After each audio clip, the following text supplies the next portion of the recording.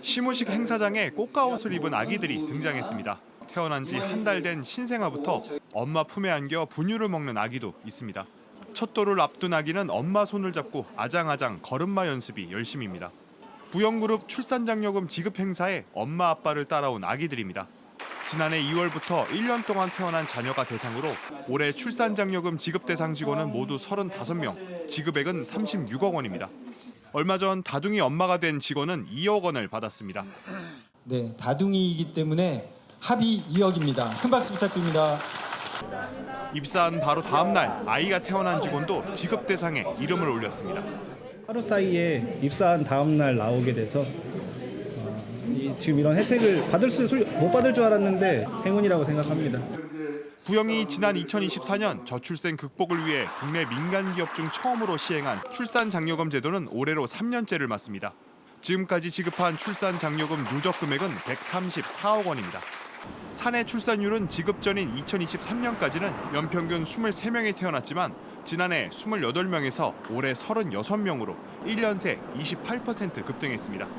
연년생으로 자녀를 낳는 직원도 늘어 지난해에 이어 올해 둘째 이상을 낳아 출산장려금으로 1억 원을 받은 직원은 10명에 이릅니다. 우리 애기들도 많이 와 있는데 다행히 제가 세 번째 행사를 치르는데 조금씩 그 출산이 좀 나아지고 있어서 기대했던 바가 달성되는 대단히 기쁩니다.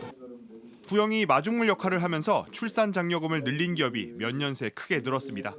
2023년 합계 출산율은 0.72명으로 최저치를 기록한 뒤 조금씩 반등하고 있습니다.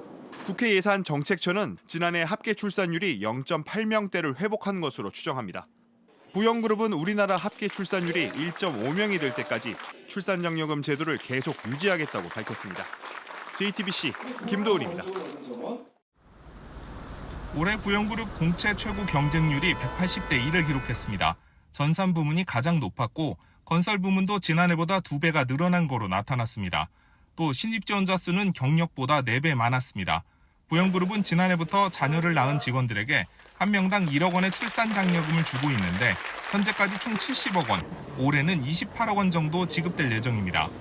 부영은 출산장려금뿐 아니라 주택 할인, 자녀학자금과 직계가족 의료비 지원 등 복지제도를 운영하고 있습니다. 부영그룹 관계자는 가족의 생애 주기에 맞춘 복지제도가 젊은 세대의 판단에 영향을 준 것 같다고 밝혔습니다. 한 그룹사가 파격적인 저출생 대책을 내놨습니다. 2021년 태어난 직원 자녀에 1억 원씩 총 70억 원을 지원하고 앞으로도 이 정책을 이어가기로 했습니다. 해당 기간에 연년생과 쌍둥이 자녀가 있으면 총 2억 원을 받게 됩니다. 아이 키우는데 금전적으로 많이 힘든 세상이잖아요. 교육이나 생활하는데 큰 도움이 될 거라고 생각합니다. 만약 셋째까지 낳는 경우엔 국민주택을 제공하겠다는 뜻도 밝혔습니다.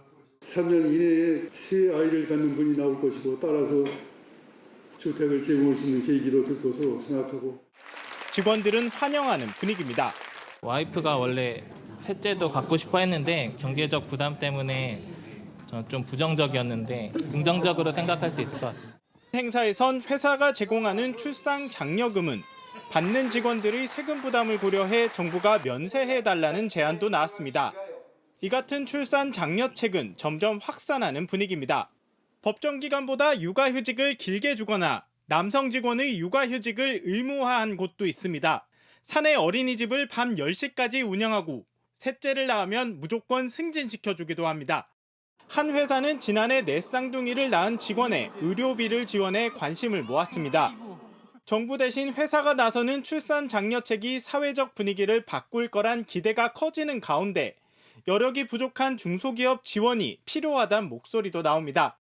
JTBC 이상화입니다.